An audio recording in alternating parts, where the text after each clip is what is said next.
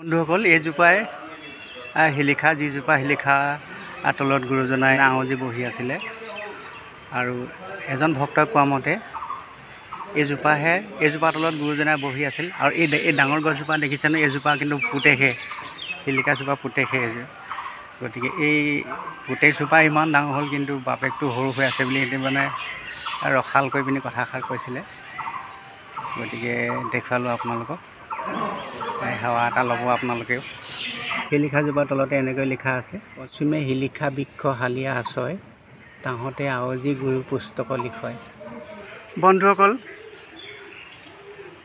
আজি আহিলোঁ শ্ৰীমন্ত শংকৰদেৱ জন্মস্থান বৰদোৱালৈ আহি বৰ তৃপ্তি অনুভৱ কৰিছোঁ।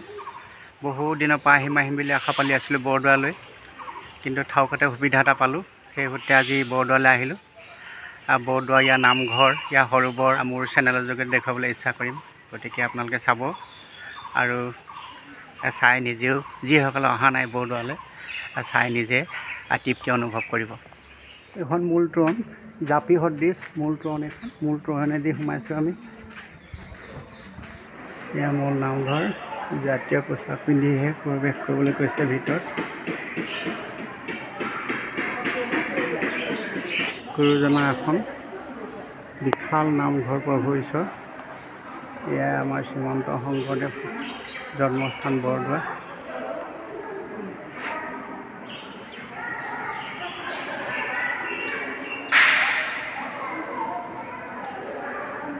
যিহেতু মই জাতীয় সাজপাৰ পৰিধান কৰি অহা নাই, সেয়েহে আমাক ভিতৰত সোমাবলৈ নিদিয়ে। মই ইয়াতে আমাৰ ভতিথ বন্ধুসকলক এটা অনুৰোধ জনাবলৈ বিচাৰিছোঁ যে ইয়ালৈ বৰদোৱালৈ আহিলে নিজৰ জাতীয় সাজপাৰ পৰিধান কৰি আহিব। আমি বিশেষ কামত নগাঁৱলৈ আহি সময় পোৱা হেতুকে বৰদোৱালৈ আহিছোঁ, গতিকে আমি বিশেষভাৱে বৰদোৱালৈ আহোঁ বুলি আমি অহা নাই, কিন্তু সময় এটা পাই আমি ইয়ালৈ ওলাই আহিছিলোঁ। গতিকে জাতীয় সাজপাৰ আমাৰ হাতত নাছিল, আমি পিন্ধি অহা নাছিলোঁ, কিন্তু এতিয়া মই গুৰু আসনৰ এই মূৰতে বহি মই আপোনালোকক গুৰুজনাৰ মূল আসনখন দেখুওৱাৰ লগতে মূল নামগৃহটো আপোনালোকক দেখুৱাইছোঁ। বন্ধুসকল এয়াই আমাৰ জগতগুৰু শ্ৰীমন্ত শংকৰদেৱ জন্মস্থান বৰদোৱা।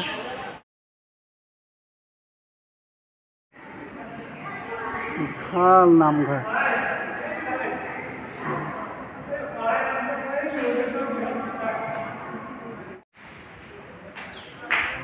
নামঘৰ বাৰান্দাখন দেখুৱাইছোঁ আপোনালোকক। এই দুটা ডবা, বৃহৎ ডবা দেখা পাইছোঁ, সৰুবোৰ ফুল ৰাখি থৈ দিছে দেখা পাইছোঁ। আপোনালোকক ইউটিউব চেনেলৰ যোগেদি দেখুৱাইছোঁ, ভক্তসকল আছে ইয়াতে।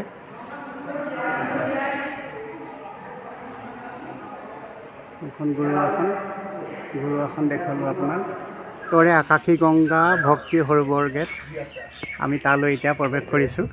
এয়া খেৰঘটি সাংস্কৃতিক মঞ্চ নামাংকন কৰিছে, দেখুৱাইছোঁ আপোনালোকক।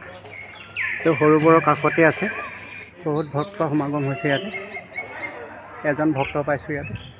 কওকচোন ক'ৰ পৰা আহিছে? মই তেজপুৰৰ পৰা আহিছোঁ। তেজপুৰ আপুনি ন? মই ডিব্ৰুগড়।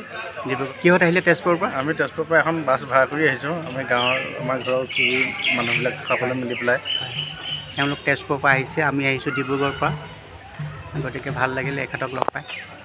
দেখুৱাইছোঁ আপোনালোকক, এইটো দেখুৱাইছোঁ মই ইয়াৰ পৰা ভিতৰত সোমাব নিদিয়ে, যিহেতু মই ইয়াৰ পৰা দেখাইছোঁ। সেৱা এটা ল'ব আপোনালোকে। এয়াই গুৰুজনাই ব্যৱহাৰ কৰা প্ৰথম পাঠনাথ। এয়াই আকাশী গংগা ভক্তি ৰসৰ সৰোবৰ।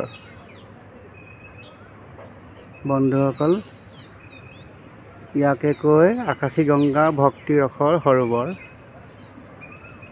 বৰ সুন্দৰ পৰিৱেশ। মই পানী চুইছোঁ সৰোবৰৰ।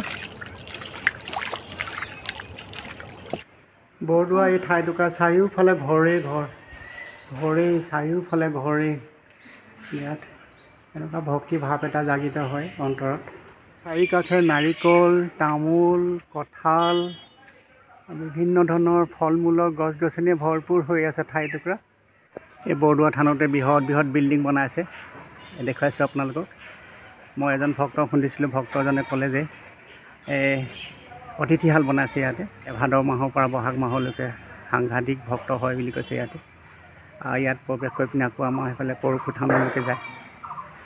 গতিকে ভক্তসকল থাকিবৰ কাৰণে সুবিধাৰ কাৰণে ভক্তসকলৰ থকা সুবিধাৰ কাৰণে এটা অতিথিশাল বনাইছে।